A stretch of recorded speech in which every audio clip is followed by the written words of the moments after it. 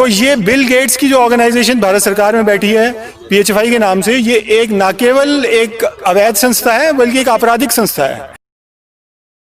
सभी को वंदे मातरम। आज गांधी जयंती के दिन हम लोग राजघाट पे हैं और हमारा भी जो है परिचय जो है बहुत दो अच्छे एक जो टीकाकरण के विरोध में भी काम कर रहे हैं, षड्यंत्रों के विरोध में भी काम कर रहे हैं, उनसे भी हमारा आज मिलना हुआ है। तो इसमें बहुत दो हमारे साथ बड़े अच्छे लोग यहाँ जुड़े हैं। एक है हमारे विलास जगदाले जी और कपिल बजाज जी। इन दोनों के वीडियोस आपने खूब देखे होंगे और शायद लगता है कि कोरोना का एक सबसे जो सकारात्मक पहलू यही निकल के आया है कि इन जैसे लोग जो इससे हमारा भी परिचय हुआ, लोगों के बीच में इनकी एक पहचान बनी है जो वास्तविकता में देश के लिए इतने सालों से चिंतन करते आ रहे हैं। तो इनके मन की जो चिंगारी जो एक ज्वाला बन के भड़की है, उस ज्वाला को भी एक सही दिशा और सही प्रकार का घृत डालना ज़रूरी है, जिससे कि हमारे देश में जो एक ये षड्यंत्रों का जो पूरा का पूरा है खात्मा उस अग्नि से, पवित्र अग्नि से किया जा सके। तो मैं सबसे पहले चाहूँगा कि मेरे 3 दिन पहले से ही मैंने जो सुनना शुरू किया, तो मैं शुरू करूँ कपिल बजाज जी। इनका इतना अद्भुत अध्ययन है, जो एक ऐसी संस्था भारत में 14 साल से जो फील्डिंग सेट की गई, जो हम आज भुगत रहे हैं, उस पूरी फील्डिंग का जो है डिटेल में वीडियो इनका यूट्यूब पे भी, योहान के यूट्यूब चैनल पे अवेलेबल है, जिसका लिंक हम नीचे दे देंगे। और उसके अलावा जो है इन्होंने पूरा 3 घंटे का इनका पूरा इंटरव्यू है उसमें, इन्होंने एक ऐसी संस्था का भंडाफोड़ किया है जो भारत में तथाकथित रूप से सरकारी लगती है लेकिन सरकारी है नहीं। तो मैं चाहूँगा कि उस विषय में हम कपिल बजाज जी से बात करेंगे और जो है विलास जी से हम बात करेंगे, जो उन्होंने अपने पूरा अध्ययन किया है कोरोना के बारे में। आज भी बहुत अच्छी जानकारी इन्होंने दी है हमको। वो छोटी सी 1-2 मिनट के 5 मिनट का जितना भी समय लेना चाहें वो दें, तो एक एक करके हम जो है इनका हम वार्ता आपसे इनसे करेंगे। तो कपिल भाई, आप ये बताइएगा कि जो आपने जिस संस्था का मैंने नाम अभी तक नहीं लिया है, मैं चाहूँगा कि आप बहुत वर्षों से उस पर काम कर रहे हैं, वो क्या है वो संस्था, और जिसके बारे में हम डिटेल में वीडियो बनाएंगे आगे, तो उसका एक परिचय ज़रा दे पाएँ तो बहुत अच्छा रहेगा। जी, तो 2006 में जब UPA 1 की सरकार थी, सोनिया गांधी और मनमोहन सिंह की, सोनिया गांधी एक तरह से रिमोट कंट्रोल संभाले थी और मनमोहन सिंह जी प्रधानमंत्री थे। तो 2006 में मार्च 2006 में इन्होंने एक संस्था बनाई, एक संस्था को लॉन्च किया गया। एक बहुत बड़ा फंक्शन ऑर्गेनाइज हुआ जिसमें मनमोहन सिंह खुद शामिल थे, उनके मंत्रिमंडल के और सदस्य शामिल थे और बड़े बड़े उसमें लोग थे, अमर्त्य सेन जैसे लोग थे। तो ये गेट्स फाउंडेशन इसकी मेन प्रमोटर थी इस संस्था की, जिसका नाम रखा गया public health foundation of India, PHFI, public health foundation of India. तो इसको एक पब्लिक प्राइवेट पार्टनरशिप के नाम पे स्थापित किया गया। तो पब्लिक प्राइवेट पार्टनरशिप या PPP एक ऐसा डिवाइस है जिसके ज़रिए पूरी दुनिया में कैसे सरकारों को खोखला किया जाए और उसके अंदर एक तरह से डीप स्टेट को घुसाया जाए, उसका एक तरीका है, एक ज़रिया है, जिसको यूनाइटेड नेशंस भी प्रमोट करता आया है, वर्ल्ड इकोनॉमिक फोरम भी करती आई है। और गेट्स फाउंडेशन का जो मेन ज़रिया है, एक टूल है सरकारों को खोखला करने का, वो यही है PPP, पब्लिक प्राइवेट पार्टनरशिप। तो पब्लिक प्राइवेट पार्टनरशिप ये सरकारों के स्तर पे भी बनाते हैं और यूनाइटेड नेशंस के स्तर पे भी बनाते हैं। यानी जो इन्होंने मल्टीलैटरल बहुत सारी ऑर्गेनाइजेशन बनाई है, जैसे वैक्सीन माफिया में इनकी 2 ऑर्गेनाइजेशन प्रमुख हैं, गावी और CEPI, ये दोनों गेट्स फाउंडेशन की हैं। तो ये भी एक तरह से यूनाइटेड नेशंस की एजेंसीज़ को मिला के इन्होंने बनाई हैं और यूनाइटेड नेशंस को भी ये खोखला कर चुके हैं गेट्स फाउंडेशन और वर्ल्ड इकोनॉमिक फोरम, जो कि दुनिया के बड़े कैपिटलिस्ट लोगों की ऑर्गेनाइजेशंस है, ये जिसको 1% भी कहते हैं। तो 2006 में पब्लिक प्राइवेट पार्टनरशिप के नाम पे PHFI को, public health foundation of India को, जो कि गेट्स फाउंडेशन की ही कहीं बच्चा था, उसको भारत सरकार में घुसाया गया और इस तरीके से 2006 से इस षड्यंत्र की शुरुआत हुई, भारत सरकार को खोखला करने की और भारत सरकार पे एक तरह से कब्जा करने की। इन 14 सालों में इन्होंने केंद्रीय सरकार और राज्य सरकारों पे बहुत बुरी तरह से अपना जाल फैला दिया है, अपना नेटवर्क फैला दिया है। पॉलिटिशियंस को, बड़े बड़े पॉलिटिशियंस को खरीद चुके हैं कि कांग्रेस प्रमुख है, क्योंकि कांग्रेस जो थी वो उसका एक तरह से गेट्स फाउंडेशन के साथ ये जॉइंट वेंचर ही आप समझिए, जो public health foundation of India बनाई गई और ये आज तक भारत सरकार के अंदर बैठी है। यानी इसको सारी वो ताकतें और सारी पावर्स मिली हुई हैं जो भारत सरकार के पास हैं, जबकि इसकी अकाउंटेबिलिटी जनता के प्रति ज़ीरो है। एक समय था कि ये बिल्कुल RTI में भी नहीं थी और इसकी आज तक कोई स्क्रूटिनी नहीं हुई, जनता इसको जानती नहीं। RTI में भी नहीं थी। 2011 में फिर कुछ कोशिशें हुई जिसमें मैं भी शामिल था और इसको फिर RTI में लाया गया, क्योंकि भारत सरकार से इसको फंडिंग मिलती है और कहने का मतलब है कि आरटीआई के द्वारा इस संस्था के बारे में कोई जानकारी सरकार से अगर लेना चाहे तो हम नहीं ले सकते थे? नहीं ले सकते थे, आज भी नहीं ले सकते, क्योंकि अगर आज भी आप लेंगे तो ये आपको भ्रामक जानकारी दी जाएगी। मुझे भी भ्रामक दी गई। मैंने भी इनसे आरटीआई में जब इन्फॉर्मेशन मांगी और उनकी बोर्ड का कॉम्पोजिशन क्या है, जो गवर्निंग बोर्ड वगैरह का, तो इन्होंने मुझे भ्रामक जानकारी, बल्कि फोर्ज किया इन्होंने। इनके जो प्रेसिडेंट हैं, जो कि एक तरह से चीफ एग्जीक्यूटिव ऑफिसर हैं पीएचएफआई के, उन्होंने मुझे ना केवल भ्रामक बल्कि जाली दस्तावेज भेजे आरटीआई में। तो ये बिल गेट्स की जो ऑर्गेनाइजेशन भारत सरकार में बैठी है पीएचएफआई के नाम से, ये एक ना केवल एक अवैध संस्था है बल्कि एक आपराधिक संस्था है। और ये मैं साबित कर चुका हूँ, इसमें मैंने आर्टिकल लिखे हैं। और ये जो जाली इन्होंने दस्तावेज मुझे भेजे थे, इस पर एक आर्टिकल भी मैंने छापा था 2011 में, जो मनी लाइफ मैगजीन में छपा था, जो आप देख सकते हैं। उस जाली दस्तावेज को भी आप देख सकते हैं। तो ये बिल गेट्स की एक आपराधिक संस्था भारत सरकार में घुसा दी गई, और इसमें भारत के जितना बिलियनियर्स हैं, जिसमें जो सबसे एक करोड़पति लोग जो भारत के हैं, जिसमें रतन टाटा जैसे लोग हैं, मुकेश अंबानी जैसे लोग हैं, और नारायण मूर्ति हैं इन्फोसिस के, और नंदन निलेकनी हैं जिन्होंने बाद में आधार प्रोजेक्ट को भी इम्प्लीमेंट किया बिल गेट्स के कहने पे। तो ये सारे लोग भी, इनकी रिप्रेजेंटेशन भी पीएचएफआई के बोर्ड में है। इसमें गोदरेज हैं, इसमें और लोग भी हैं, इवन आनंद महिंद्रा हैं। तो भारत का जो बिल्कुल धनाढ्य वर्ग है, जो जिसको 1% कह सकते हैं आप, भारत का जो बिलियनियर्स हैं, वो भी इसमें बैठे हुए हैं। तो यानी 2006 में ना केवल भारत सरकार पे कब्जा हुआ बिल गेट्स का, बल्कि जो भारत के बिलियनियर्स थे, करोड़पति थे, उनको भी भारत सरकार में बिठा दिया गया और आज तक बैठे हैं। और इन 14 सालों में इन्होंने भारत के पूरा जो पब्लिक हेल्थ का जो तंत्र है उस पर कब्जा किया, न केवल केंद्र सरकार में बल्कि राज्य सरकारों में। गुजरात में जो गुजरात के उस समय चीफ मिनिस्टर थे नरेंद्र मोदी, उन्होंने पीएचएफआई को अपना पब्लिक हेल्थ स्कूल बनाने के लिए ज़मीन भी दिया, पैसा भी दिया, यानी बिल गेट्स को उन्होंने भी घुसाया। आंध्र प्रदेश में वाईएसआर रेड्डी। एक मिनट, आप ये कह रहे हैं कि इसको इनिशिएट भारत में करवाया कांग्रेस ने जी, और मतलब नरेंद्र मोदी जो बीजेपी के थे, उन्होंने भी गुजरात में इसको जमीन दी।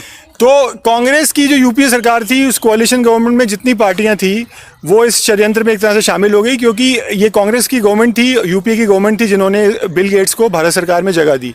इसके अलावा जो ऑपोजिशन में दल बैठे थे, जैसे भारतीय जनता पार्टी, उनके नरेंद्र मोदी भी हेल्प कर रहे थे, और उन्होंने इनका पब्लिक हेल्थ स्कूल, यही पीएचएफआई का पब्लिक हेल्थ स्कूल गांधीनगर में स्थापित करवाया। उनको ज़मीन दी, पैसे दिए, यानी जो जनता का पैसा है वो बिल गेट्स की फाउंडेशन को दिया गया। इस प्रकार से आंध्र प्रदेश में वाईएसआर रेड्डी ने उनको ज़मीन दी और पैसा दिया। इसी प्रकार ओडिशा में जो बीजू जनता दल की सरकार थी, नवीन पटनायक ने उनको ज़मीन दी और पैसा दिया। इसमें जय पंडा भी शामिल हैं। जय पंडा की तो शायद वाइफ ने उसमें फ़ायदा भी उठाया। जी, आपने गुजरात और आंध्र प्रदेश 2 राज्यों के नाम लिए। हाँ। यही 2 राज्य जो मेरी जानकारी में है जिन्होंने HPV वैक्सीन का जो है ट्रायल ट्राइबल्स पे किया था। तो आपने कुछ इसी कारण से इन दोनों का नाम लिया है क्या? नहीं, इस कारण से नहीं लिया, लेकिन ये एक बहुत ही एक खतरनाक किस्म का एक कोइंसिडेंस है। और कोइंसिडेंस ही नहीं है, ये एक लैंड भी है। बिल्कुल। गुजरात और आंध्र प्रदेश में बिल गेट्स फाउंडेशन को शुरू से ही 2006 से ही जगह दी गई। जो इन्होंने अपना वहाँ जाल फैलाया गुजरात और आंध्र प्रदेश, उसी का नतीजा फिर हमने देखा कि HPV स्कैंडल हुआ। यानी बिल गेट्स की जो ये संस्था थी पीएचएफआई, इसने जो पब्लिक हेल्थ का जो पूरा तंत्र है उसमें जो बदलाव किए और एक पूरी मैनेजरियल क्लास बनाई। लोगों के करियर्स जो थे वो डिपेंडेंट हो गए, यानी जो पब्लिक हेल्थ से जुड़े थे ये सरकारों के अंदर घुस गए। और उसके बाद हमने देखा कि HPV स्कैंडल में जब बिल गेट्स फाउंडेशन और पाथ करके एक और इनकी फाउंडेशन है, उन्होंने और मर्क और GSK, ये 2 ड्रग्स कंपनी है, इन्होंने मिलके जो ये एक अवैध किस्म के जो क्लिनिकल ट्रायल्स किए और जिसमें इन्होंने हज़ारों बच्चों को वैक्सीनेट किया। HPV की वैक्सीन उनको लगाई गई बिना इजाज़त के उनके, और उसके बाद वो बीमार हुए। 1200 बच्चे उसमें बीमार हुए, लड़कियां।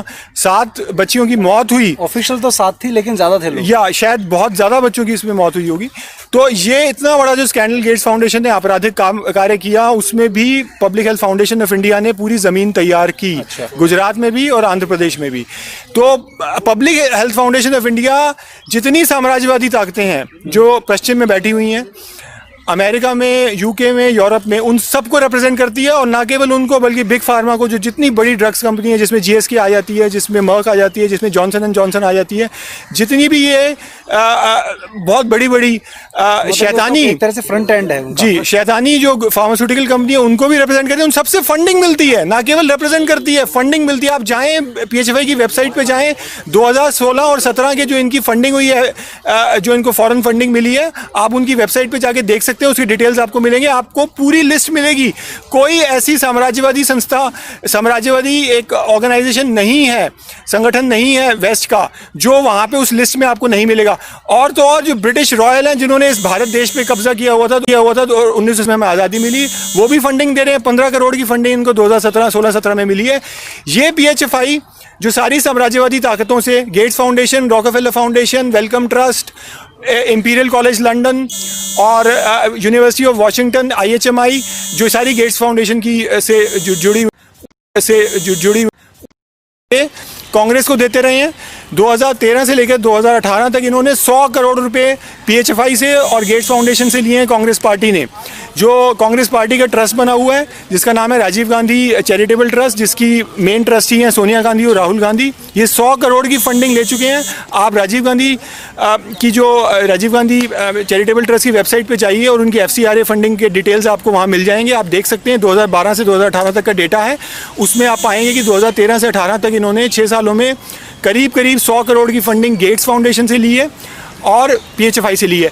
और इस PHFI को स्थापित करने वाली कौन थी? सोनिया गांधी और मनमोहन सिंह। तो आप ही कह रहे हैं कि अवैध संस्था को स्थापित किया गया और भारत सरकार की सारी पावर्स उनके हाथ में दे दी गई और भारत सरकार का जो पब्लिक हेल्थ का पूरा तंत्र है उसको बदला गया। 14 साल में उसकी ज़मीन तैयार की गई और आज जो कोरोना षड्यंत्र हुआ है 2020 में, उसकी पूरी रूपरेखा जो है वो PHFI ने गेट्स फाउंडेशन के बिहाफ पे भारत में तैयार की और ज़मीन तैयार की है। तो ये हम लोग जो पार्टी लड़ते रहते हैं ना, कि तू कांग्रेसी या वो सब ये लड़ते रहते हैं, तो आप देखो संस्था है हर राज्य के चीफ मिनिस्टर ने मिलकर, चाहे वो किसी पार्टी का हो, उन्होंने इस पूरी जो संस्था है PHFI को जो है पूरा सपोर्ट किया है, इरिस्पेक्टिव वो किस पार्टी की है। तो हम लोग ये थोड़ा सा लड़ना बंद करें।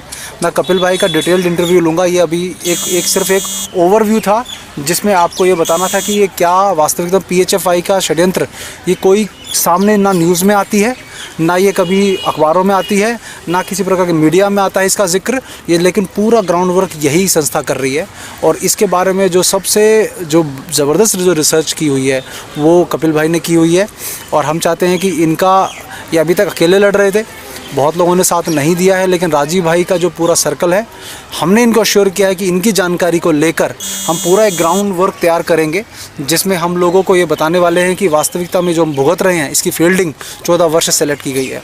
और जो HPV नाम की बात कर रहे थे, HPV का जो ट्रायल्स हुआ उसका वास्तविक अर्थ है ह्यूमन पैपिलोमा वायरस करके एक जो है उसका वैक्सीन था, उसके ट्रायल किए गए थे। उसका आप सर्च करिए, सुप्रीम कोर्ट में भी केस है उसका, उसकी जजमेंट की कॉपी हमने एक वीडियो में पहले लगाई हुई है, वो भी हम नीचे लिंक में डाल देंगे, वो आप पढ़ सकते हैं। तो इतना गहरे षड्यंत्र जो हैं इस देश में हुए हैं। तो कपिल भाई से ये हमारा सौभाग्य है कि ऐसे भाई जो है लगे हुए हैं इस काम को करने में, तो बहुत अद्भुत इन्होंने काम किया है। तो इसको सामने लाना ज़रूरी है। ये आज उसका पहला स्टेप है, पहला कदम है जिसमें हम ये कर रहे हैं। तो विलास भाई जी सर, आप बताइए। जो बात अभी कपिल भाई साहब ने बताई है उसका थोड़ा और पीछे जाता हूँ मैं। 1993 में बिल गेट्स ने और वॉरेन बफे, इन्होंने दोनों ने अपनी दोनों कंपनी टाई अप की और उन्होंने एक नई फर्म बनाई जिसको उन्होंने गेट्स फाउंडेशन नाम दिया। गेट्स फाउंडेशन की स्थापना करते हुए 1996 में पोलियो वैक्सीनेशन हिंदुस्तान में लॉन्च किया। तब सरकार थी PR नरसिंह राव की, पल्स पोलियो अभियान। तब PR नरसिंह राव की सरकार थी। सरकार बदली, उसमें बाद में फिर 2 सरकारें आई, देवेगौड़ा जी की आई, गुजराल जी की आई, और फिर आई 1999 में अटल बिहारी वाजपेयी सरकार। तब उन्होंने जो था वो मास पोलियो वैक्सीनेशन को फिर रिलॉन्च किया और 2002 तक ये कंपलसरी नहीं था, मैंडेटरी नहीं था, मगर 2002 में बिल गेट्स ने इसको फंडिंग दिया। 10 साल का प्रोजेक्ट रखा, 2000 से लेकर 2010 तक। आज जो आप एजेंडा 21 सुन रहे हो, तब वो 2010 था। Population control by the vaccination, ये तब का एजेंडा था जिसके लिए बिल गेट्स ने $10 मिलियन 2002 में ऑफिशियली फंडिंग दिया। 10 मिलियन या बिलियन? 10 मिलियन। बाद में वो अपग्रेड करते करते उन्होंने बढ़ाते गए। ठीक है। तब के बाद $1 करोड़ बहुत था। 1 करोड़ डॉलर बहुत तब लोगों की पेमेंट ही 4,000 रुपये पेमेंट कुछ तो भी था। तो 2000 में उन्होंने उसके 3 CEO पद थे बिल गेट्स के माइक्रोसॉफ्ट के, उसमें से फर्स्ट CEO पद का रेजिग्नेशन देके उसने सेकंड CEO पद लिया था। अब भी उसने पिछले महीने उसके 3rd CEO पद का रेजिग्नेशन देके अपने जो गूगल्स के जो CEO है, क्या नाम उनका, सुंदर पिचाई को उन्होंने माइक्रोसॉफ्ट का 1 नंबर का CEO पद दिया है। इसीलिए आज जो भी डाटा गूगल से गायब हो रहा है, आज जो भी डाटा यूट्यूब से गायब हो रहा है, आज जो भी डाटा फेसबुक से गायब हो रहा है, ये सभी लोग वैक्सीनेशन में फंडर है। बिल गेट्स ने भी इसमें पैसा लगाया है, इवन मार्क जुकरबर्ग ने भी इसमें $10 मिलियन अभी 3 हफ्ते पहले लगाया है। 1000 करोड़ रुपया टाटा ने लगाया है, 1,500 करोड़ रुपया जो है अजीम प्रेमजी ने लगाया है, मुकेश अंबानी ने 500 करोड़ लगाया है। तो जो सर कह रहे हैं वो पूरा है, सिर्फ आपके सामने, आप देखते नहीं हो, न्यूज़ सामने आपके सामने, आप उसको देखते नहीं बस। तो विलास जी जो हैं इन्होंने आज कार्यक्रम में भी बहुत सारी बातें इस बारे में बताई। तो हमें लगता है कि ये पूरा हम कितना ही गहराई में चले जाएं, लेकिन अंत में ये है कि इतने वीडियोस, इतना जानकारी का ओवरफ्लो हो गया है कि उसमें से निकाल कर जो है जो कुछ चुनिंदा लोगों की बात है वो यदि हम सुनना शुरू करें तो उसी में से रास्ता दिखता है। तो हमें लगता है कि जो विलास जी बोल रहे हैं और कपिल भाई बोल रहे हैं, उन बातों के ऊपर भी कॉन्सेंट्रेट करके यदि काम करना शुरू कर दें हम, तो बहुत बड़ा एक जो है फ्रंट हम खड़ा कर सकते हैं, जिसमें ये षड्यंत्र पूरा का पूरा जो है वो उजागर हो भी सकता है। लेकिन उसका एक ही तरीका है कि घूम फिर कर एक ही जो लोग हमारे जान पहचान के जो पहले से कन्विंस्ड है इस विचार से, वही इसको बार बार देख रहे हैं, उसके अलावा भी एक रीच बढ़ानी पड़ेगी। तो हम जो अभी जो कैंपेन इसके बाद चलाने वाले हैं, उस कैंपेन में पहला जो स्टेप होगा लोगों के दिमाग में बीज बोने का, वो है कि एक पैम्फलेट के ज़रिए वैक्सीन का विरोध भी हो रहा है, इस बारे में एक ऐसी करोड़ों लोगों को जानकारी देने का, जिसमें एक परिवार में 3-4 लोग भी हैं, उनको कम से कम जानकारी मिले। तो हम 1 करोड़ पैम्फलेट बांटने कर रहे हैं। उसमें विलास जी ने भी कहा है कि अच्छा विचार है, कपिल भाई और सब लोगों ने कहा है, तो हम लोग मिलकर उसको करने वाले हैं। इसमें किसी के व्यक्ति का प्रचार नहीं, किसी संस्था का प्रचार नहीं, तो ये बिना संकोच आप कहीं भी बांट सकते हैं। सबसे बड़ी बात इसकी यही है कि किसी व्यक्ति के प्रचार के लिए नहीं, हम इसके निमित्त ज़रूर बन रहे हैं, लेकिन ये हम ज्ञान भी हमारा अकेले का नहीं है, ये भी हमने ज्ञान इकट्ठा किया है कहीं ना कहीं से। तो इसको एक ही तरीका है कि जो लोग अखबार पढ़ते हैं उनमें थोड़ी समझ है कि कुछ पढ़कर एक सोच बनाने का, अगर गलत विचार जाएगा तो गलत सोच बनाएंगे, सही विचार जाएगा तो सही सोच बनाएंगे। तो उस विचार को सही करने के लिए वैक्सीन का विरोध का जो पूरा एक डेटा एक बड़ी सादे भाषा में, लेमन लैंग्वेज में हम अगर दे दें उनको, तो उनके दिमाग में आएगा कि ये वैक्सीन का भी विरोध कुछ है। फिर सेकंड स्टेप में हम अगला कुछ करें, फिर तीसरे स्टेप में कुछ और करें, तब उनको विलास जी की बात भी समझ में आएगी, कपिल भाई की भी जो पूरी फील्डिंग सेट हुई है 2006 से वो भी समझ में आएगी, और बाकी सब बातें भी राजीव भाई की भी समझ में आएगी। तो ग्राउंड वर्क ये पर्चे वाले से होना शुरू हो जाएगा, जो अनजान है इस विचार से अभी तक। तो इसके बारे में डिटेल्ड वीडियो हम जो है कपिल जी की ज़रूर जल्दी बनाने वाले हैं, वो हम आपके सामने लेके आएंगे, और एक लिंक जो इनके 3 घंटे का उसका इंटरव्यू का है वो भी हम नीचे डाल देंगे। तो बहुत बहुत धन्यवाद। इस बारे में और भी जानकारी हम आपको देते रहेंगे। वंदे मातरम। हाँ जी, मैं यवतमाल महाराष्ट्र से आया हूँ। गांधी जयंती पे ये वैक्सीन विरोध के मोर्चे में हम आए हैं यहाँ पे, और ये जो कोरोना का षड्यंत्र है इसको लोगों तक पहुँचाना है। अच्छा, बहुत बढ़िया। इससे पूरा डर का व्यापार है, इसके अगेंस्ट में अपने को कुछ करना है। गांधी जी स्वयं वैक्सीन के इंजेक्शन के विरोध में थे। वो कहते थे कि कभी भी वैक्सीन इंजेक्शन नहीं लगवाना चाहिए, इनका विरोध करना चाहिए, और अगर पूरी जनता भी विरोध नहीं करती है तो चाहे व्यक्ति अकेला रह जाए दुनिया में, लेकिन अकेले को विरोध करना चाहिए, क्योंकि वैक्सीन के जो है बहुत खतरनाक परिणाम होते हैं। जो मास्क की गुलामी में और कोरोना के डर से हमें मतलब गुलाम बनाने की एक साजिश चल रही है, सरकार की अंतर्राष्ट्रीय साजिश चल रही है, उस साजिश को मतलब हम हटाने के इसमें वैक्सीन का विरोध और मास्क का विरोध और लॉकडाउन का विरोध दर्ज कराने आए हैं, क्योंकि सरकार तो हमारी सुन नहीं रही है। तो हम चाहते हैं कि महात्मा गांधी जी हमारी सुनने बात को और उन तक पहुँचाएं, उनके कानों तक पहुँचाएं। बहुत बढ़िया जी की समाधि स्थल पर इसलिए आए हैं, एक तो हम वैक्सीन विरोधी हैं और लॉकडाउन विरोधी हैं, और गांधी जी हमेशा एलोपैथ के खिलाफ थे, और आयुर्वेद अपनाने के लिए हम भारतीयों से को जागरूक करते थे। और आज की तिथि में बिल्कुल विपरीत स्थिति है। ये देखो कि आज तुम्हारे भारत देश में कैसे दिन आ गए हैं कि जिसमें 93,000 मौतें हुई हैं पूरे पिछले 6 महीने के अंदर, और कोरोना को जिसका नाम दिया गया है। लेकिन आज भी अगर आप एक इतिहास उठाओगे तो हर महीने हजारों इंसान खुदकुशी कर लेते हैं, उसको कोई ध्यान नहीं दिया जा रहा है। जो है इनका जो एजेंडा है, जो एजेंडा 2030 है और न्यू वर्ल्ड ऑर्डर है, उसको पूरा करने के लिए ये जो है ये सब कोरोना वायरस और इसको महामारी का नाम दे रहे हैं कि कैसे मतलब हमें उनके देश में, गांधी जी के देश में हमें गुलाम बनाया जा रहा है। ठीक है, यही हमारा संदेश है कि इस लॉकडाउन और वैक्सीन वगैरह को हटाया जाए। तंत्र है तो सब तंत्र ही जिए। वंदे मातरम। जो कोरोना वायरस चल रहा है ये एक बहुत गहरा वैश्विक षड्यंत्र है, जिसके तहत पूरी दुनिया में लॉकडाउन किया गया है, लोगों को भ्रम में डाला जा रहा है। एलोपैथ हमारे देश पर, हमारे भारतीयों पर पूरा हावी हो रहा है। और अभी सुनने में आया है शोधकर्ताओं ने और काफी चिकित्सकों ने कहा है कि बताया है शोध करके कि आने वाले समय में वैक्सीन को, कोरोना की वैक्सीन को कंपलसरी कर दिया जाएगा हर भारतीय पर, जिसके भयंकर दुष्परिणाम होंगे।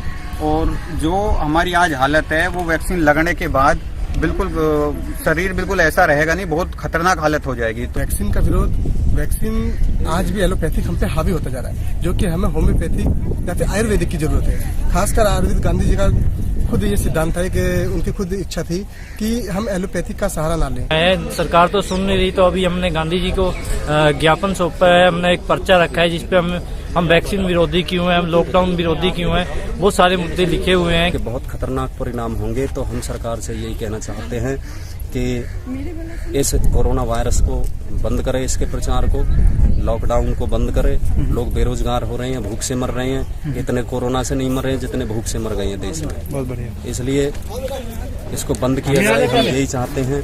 और सरकार जो है हमारे हिसाब से बिल गेट्स की गुलाम हो चुकी है, और हम इनके नामुमदो इनके मंसूबों को भी कामयाब नहीं होने देंगे। जितना होगा हम जागरूकता फैलाएंगे। ये कोरोना की वैक्सीन के नाम पे जो एक जिंदगी बर्बाद करने वाली बीमारी देश के अंदर आएगी, उसको नहीं आएगी। धन्यवाद। तो गांधी जी के समक्ष हम यही एक पर्चा देने आए हैं, ज्ञापन देने आए हैं कि ये जो हो रहा है इसको रोका जाए। और हम आम जनता के सामने ये संदेश देना चाहते हैं कि वैक्सीन के खिलाफ, लॉकडाउन के खिलाफ, मास्क षड्यंत्र के खिलाफ एक हो जाएं। आने वाला समय है जो वो बहुत खतरनाक और भयंकर आने वाला है। अभी भी देख लीजिए, भारत में कैंसर ज्यादा हावी हो रहा है, लेकिन सरकार कैंसर पे चुप्पी साधी है, बल्कि कोरोना वायरस को लेकर ज्यादा अपने कमियां छुपा रही है, रोजगार को खत्म कर रही है और इस समस्या का भी समाधान नहीं निकाल पाई। मैं आपसे निवेदन करूंगा कि जल्द से जल्द वैक्सीन को रोककर आयुर्वेदिक पे ध्यान दिया जाए और स्वस्थ भारत, स्वच्छ भारत का मिशन पूरा हो। जय हिंद। तो बिल गेट्स की गुलामी से बाहर निकले इस देश को बचाने के लिए, नहीं तो ये देश मिट जाएगा। ये जनता हमारी, ये भारतीय लोग जो है बीमार पड़ जाएंगे और सब बीमार होकर जो है बहुत जल्दी ही जो है मृत्यु को प्राप्त करेंगे। तो इसलिए हम प्रधानमंत्री जी से यही कहना चाहते हैं, इस बात को समझें और जो है इस सब नाटक को खत्म किया जाए। जय हिंद, वंदे मातरम।